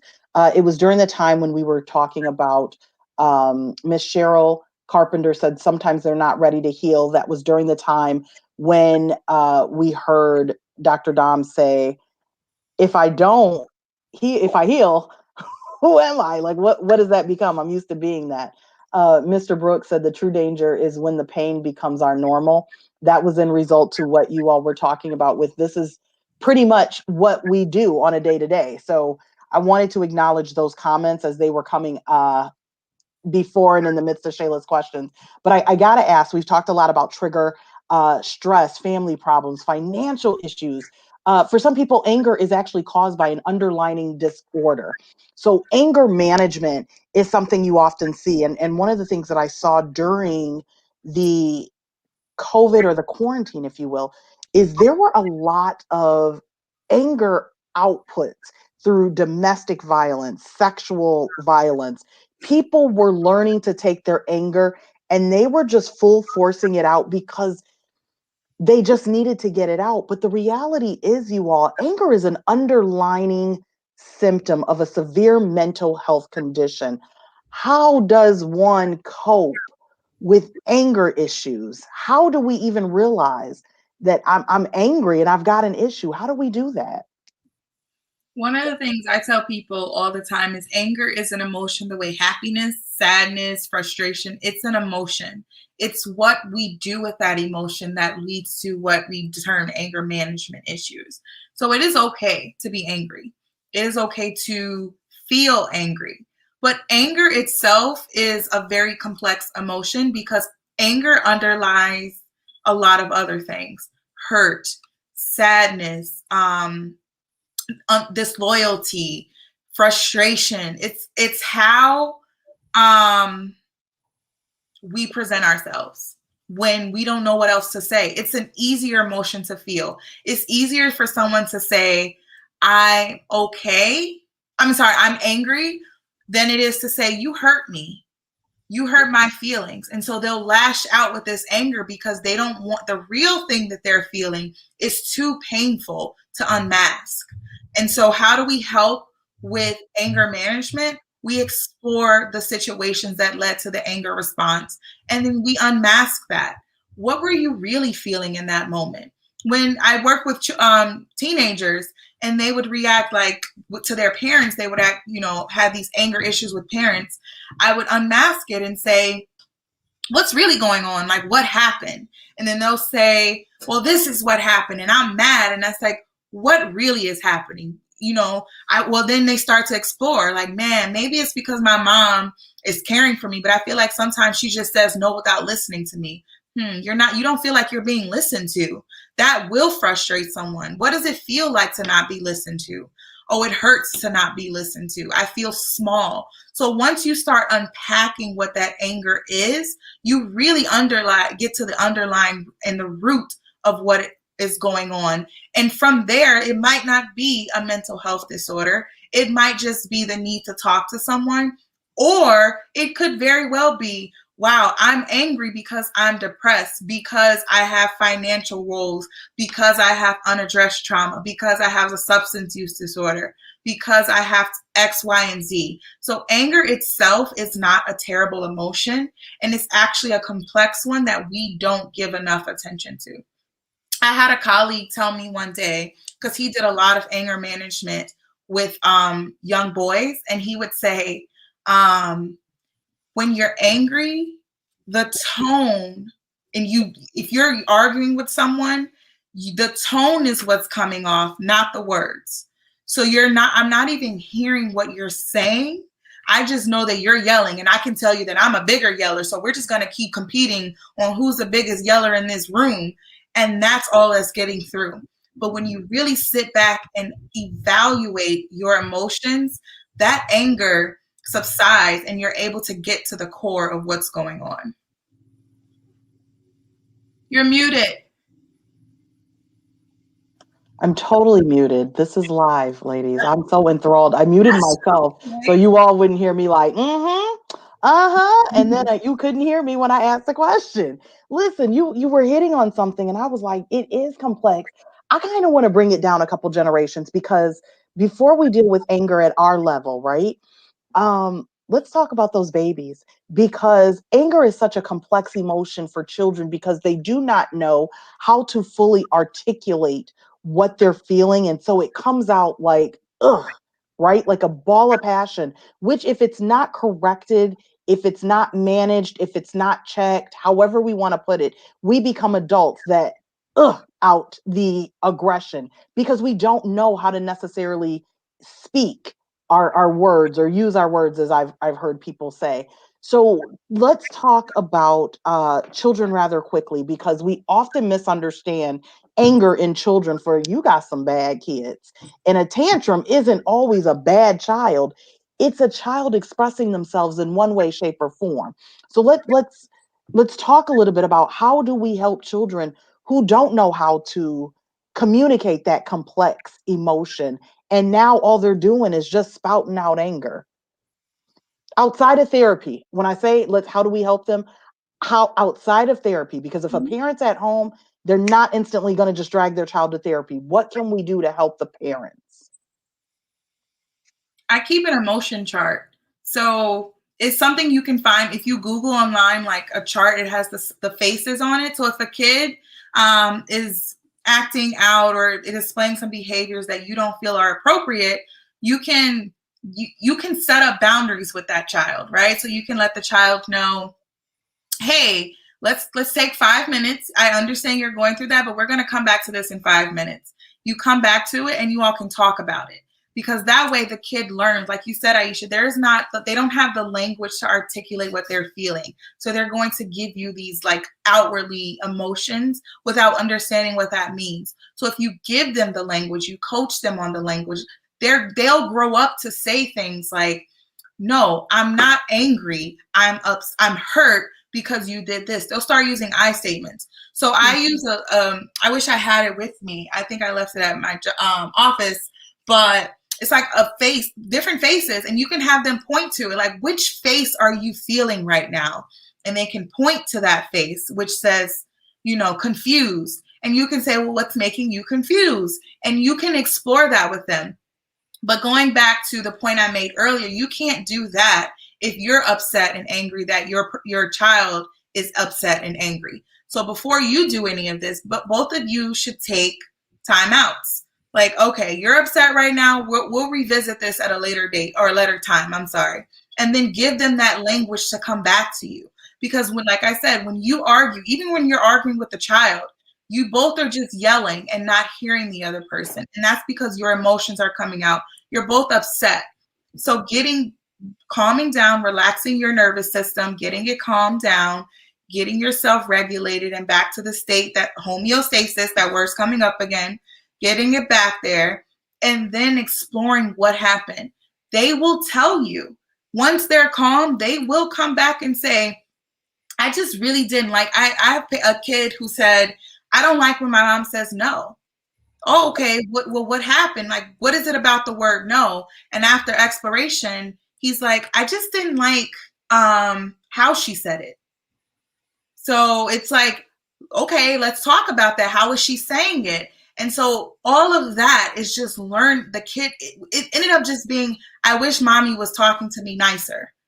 And so it gets into this idea of like, they don't know what they're asking for, but they don't know how to say what they're asking for. But if you have the patience to explore with them, they'll get there. These are little humans with big hearts. They don't know what to say, but they know a lot about feelings. So let them express their feelings to you in the safest environment, because then they'll grow up to feel safe and confident to express those feelings. Did you want to jump in, Brandy? Because I'm going to ask a question on top of this. Oh, she hit the nail on the head. Seek first to understand and then to be understood. Use those as teachable moments, essentially, and make sure, again, reiterating that we are their safe space. You know, they're allowed to have emotions. We're exploring them with their emotions with them and helping them to understand where they're appropriate for, you know, what situations things, especially things that can be pretty heavy, you know, like heavier anger. And okay, well, I understand why that made you angry, or why you felt angry upon that. But let's talk about how we can make that situation less challenging for you. You know, what can we do? And really just being same team, you know, because go ahead. Oh, I'm sorry. I'm so sorry. That's fine. Finish up.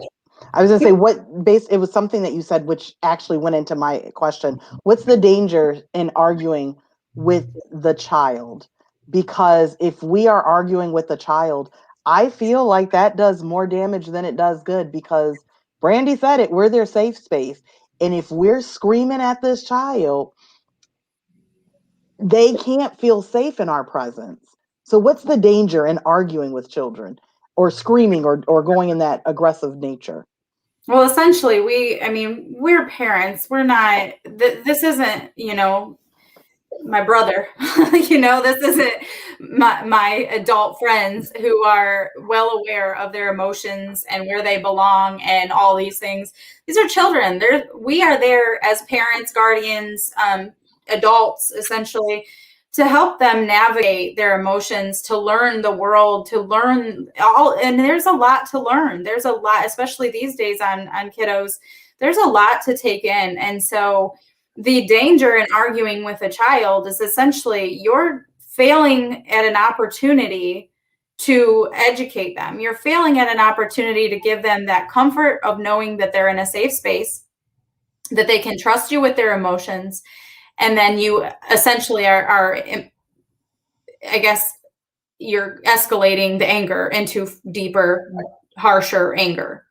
And then it's not going to slow down or stop if you're just encouraging that behavior by mirroring it. Nor is it going to stop if you don't get to the root cause of it. So we're adults. They're kids, they're learning, we're learning, right? Things, but we know our feelings. We saw those feeling charts, you know, like we know what happy, sad, etc. We know the things that trigger those feelings for us. We're shaping our lives around that stuff at this point, right? We're adults and they're still just trying to figure out what that feeling even means and where it applies and to what extent it's appropriate to express, right? And to who and where is it safe and all of that. So us not being supportive, us yelling back just hinders their trust in society, their trust in their safe place at home, etc. I'm with Shayla. Y'all pass this plate. Somebody get an offering plate, because I'm telling you, it's hard, as you all have said. Kids can trigger us to where we're like, listen, you know, I'm not going to lie. I may have flinched on a child once or twice. I may have flinched because they sound, and you know, I'm 5'3". So a child to me could easily be my height, depending on the age. I forget my child is my child. And I literally, we'll get you the chart, Shayla. I'm going to put this in the comment so you can see what we're talking about. I've already looked it up for Dr. Dom. But no, it to that point, you forget that they are processing, not that you've already processed it, but they're processing some experiences you've already had. And so now they're just trying to figure out, how do I articulate, you know, the no's, or, you know, I don't like how this has happened and I don't know how that's gone there. I appreciate it, ladies. You know, I don't even know what to say. That was I just some want powerful to stuff. say one final thing about why it's Please. difficult to argue with a child, like why it's dangerous. If you look at child development, depending on how old that child is you're arguing with, some children, like, they test the waters with autonomy. So they're like, I am a little adult and I want to express that I'm a little adult, but I also still need my mommy and my guardian, my whatever, to take care of me. And so if you're arguing with them, you're teaching them that this is how you solve problems in the future. Our brains are the most absorbent when we're children. And so by teaching them this at an early age, you're showing them that this is how you can act when you're 25, 26 to get your way.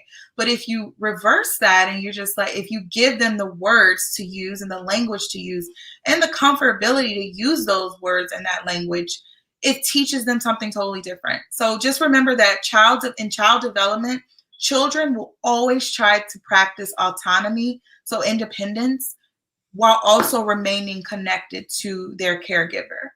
And in that independence, they're going to explore. And what we call it's like they're going to test those boundaries. They're going to test your waters. They're going to say, oh, can I say this? Can I do this? How far can I go? And as long as you're able to correct their behavior while teaching them a lesson in that, then that's the end goal.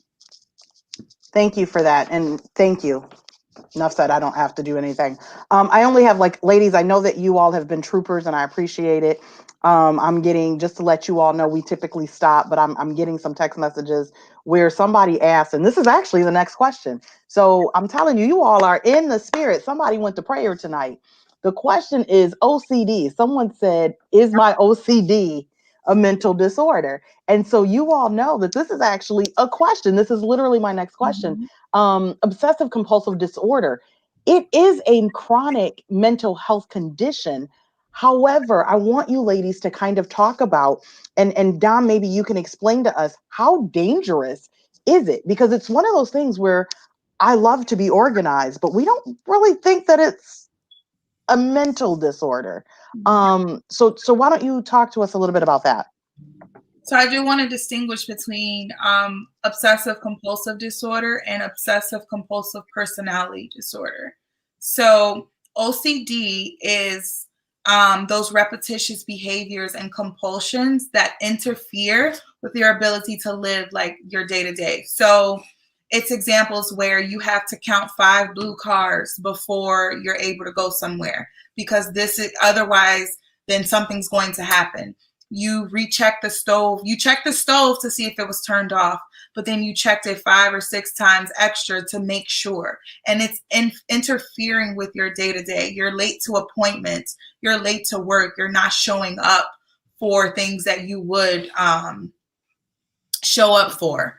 So that is, and I think sometimes we get confused with OCD with OCPD. And OCPD is a personality disorder where you seek perfection. So everything has to be in accordance to how you do it, which most personality disorders, I'll just give my caveat, are just a response to a trauma or a response to something that happened to you. So personality disorders don't function the same as mental health disorders, but they're a response to something that's happened to you.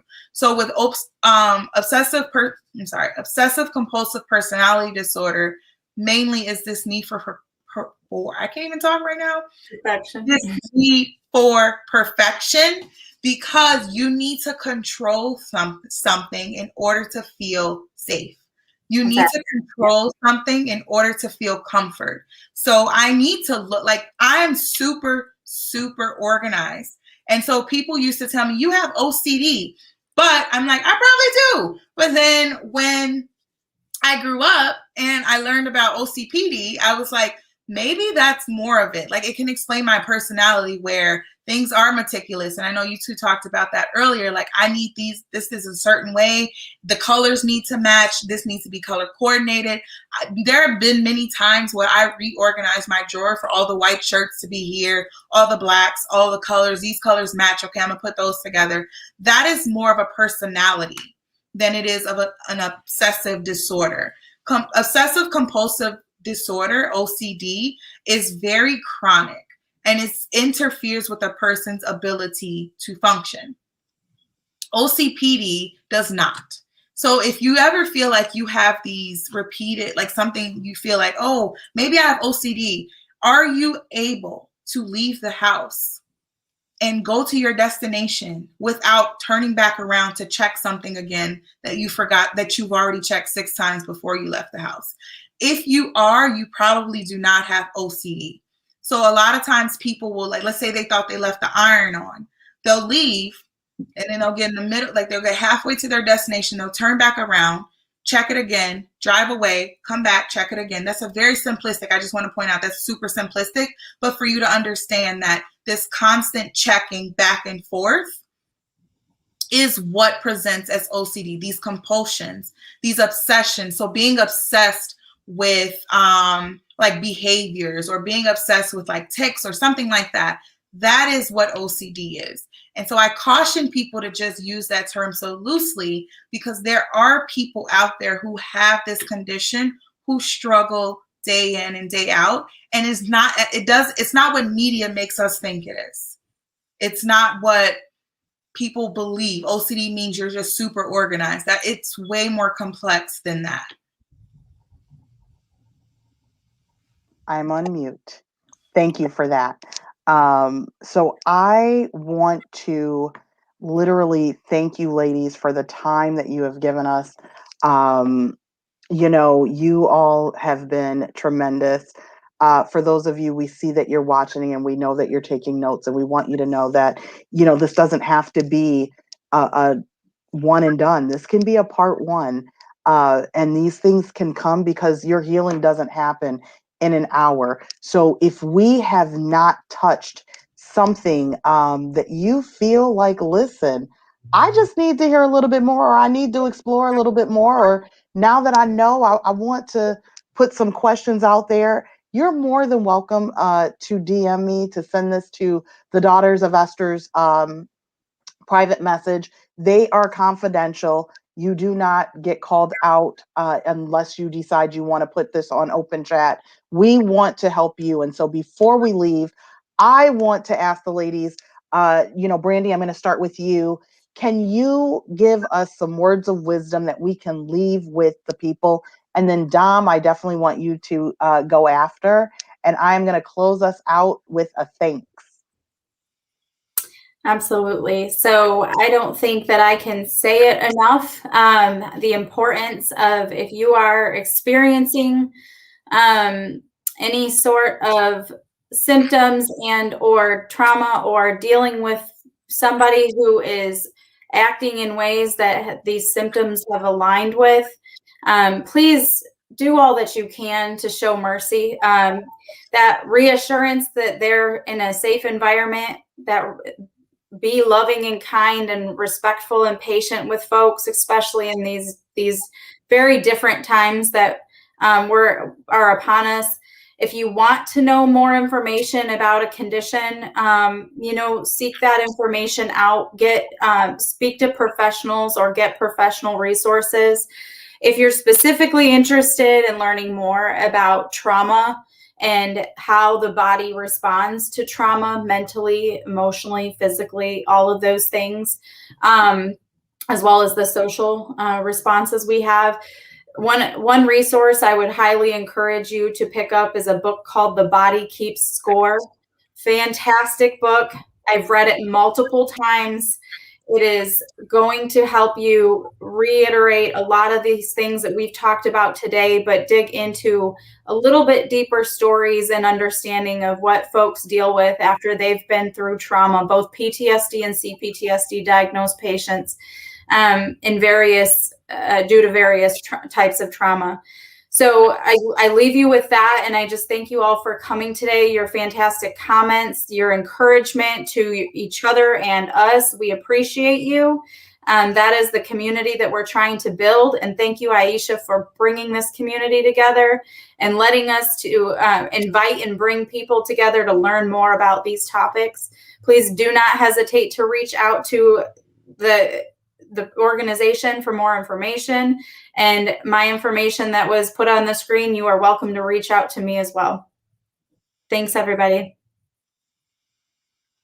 Brandy took the words like right out of my mouth. Dr. Vanderkolk, who wrote The Body Keeps Score, he breaks it down for you in layman's terms. So he doesn't use medical terms. He explains what I explained about the brain and the medical terminology, but he makes it on a level where you are comprehending it as the layperson and understanding what's going on with a person who's been through trauma and complex trauma. Another book that I was going to recommend, it's old. It's like okay, I shouldn't say old, but it's an older book because this field is always changing. It's from like the 1990s. It's by Judith Herman and trauma and recovery. And so what she actually gets into is how PTSD formed from veterans and how people believe that veterans were the only ones who can display some of these symptoms. But after studying people who've been sexually assaulted, child abuse, domestic violence, how they display very similar symptoms and how treatments can look for them as well. Very highly recommend both of those books to just get on this road to recovery for yourself and to also understand the level of complexity of the people that you are with day in and day out.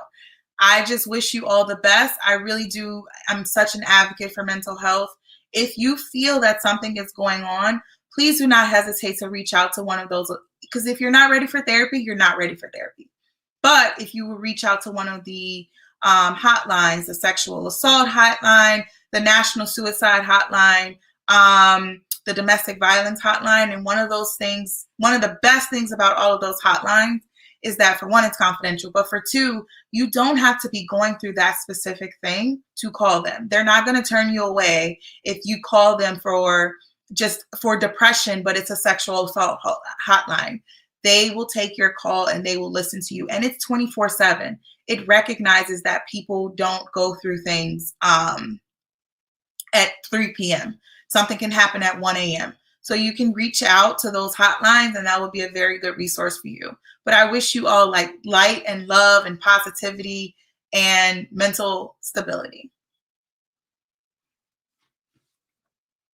Wonderful. I just want to say this. We want to thank each and every one of you. And if there's anything that you all have gleaned today, is healing doesn't happen until you are ready to take the first step. And when you are ready to take the first step, you all, my loved ones, you're not alone. Each and every one of us, if I pass the mic to you all, have a story about how we have been harmed, dropped, damaged, but know that there is deliverance along the way. You are not in it by yourself. It is not meant for you to do it by yourself, but it is for you. We're yet so thankful and grateful for each and every one of you. I'm sorry, Jesus. I want you to know, Miss Cheryl, before we go, we are actually going to pray for you. This comment that came up, Miss Cheryl is a therapist for the prison systems, and she recently lost her husband of 34 years, and she's just struggling. Miss Cheryl, know that we are about to say a prayer for you all, because we want you all not only to be healed, but we want you to continue to be a help. So before we go, I just want to say a quick word. Father God, in the name of Jesus, Lord, we come before you right now, oh God. God, we ask that you look upon each and every one of the participants, the audience, oh God, those that have poured out, those that have spoke up, but God, those that have sat in silence. We know hearts are hurting right now, oh God. God, we know people are being a help in spite of the situations they're yet faced in the middle of the day. So we're asking that you land upon each and every person. God, look upon them favorably. Help them through the suffering, the despair, oh God. God, heal the aching hearts, oh God. God, lift the grief right now. Mend broken hearts and mend families, oh God. In the name of Jesus, God, we ask that you touch Sister Cheryl as she continues to go through. Comfort her right now and each and every heart that is in need. God, we ask these things because we know that it's already done. In your precious Son's name, amen. On that note, I want you all to know that you are loved. And I want you all to know that we are continuing to pray with you and we are continuing to pray for you. God bless you all. Join us in June, you all, because listen, the kings are coming to speak. I need to say this on a lighter note. We got the men coming to town, and they are taking over Daughters of Esther because the men have something to say to the women. They are here to inspire, uplift, and encourage us. So I want you guys to not only, come, but hear what words of wisdom that they have for us. I love each and every one of you. Thank you for joining us. On behalf of Daughters of Esther, we want you to be blessed. Until next time. Bye, guys.